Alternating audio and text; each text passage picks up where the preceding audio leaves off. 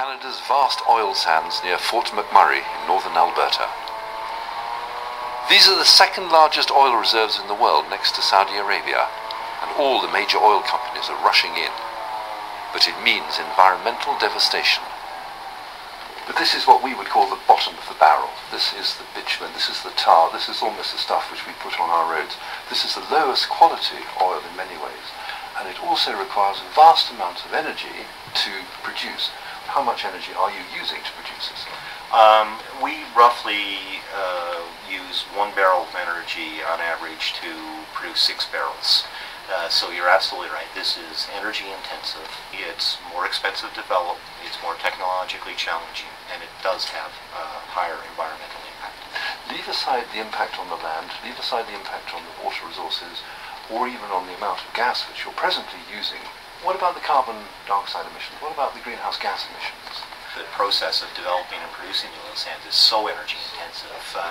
This produces more greenhouse gases than conventional side of the business. That can be as many as 2 to 3 times as much as the conventional side of the business. Well, energy use is obviously an important part of the overall economics of these projects. So from an economic standpoint, we're incented to reduce energy use. Shell plans to be the biggest player in Alberta. They're already extracting 1.3 million barrels a day, and they'll double this in just a few years. This is some of the dirtiest oil in the world. Carbon capture and storage is new, and they're probably 4, 5, 6 years away in terms of ability to actually get projects up and What's stopping you doing it right now? There's 2 things, probably 3 things I would highlight. One is simply the lead. These are large projects, and there's a significant lead time associated with them. Second is the regulatory framework in Alberta is still not fully developed with respect to CCS projects. And third is the economics are challenging.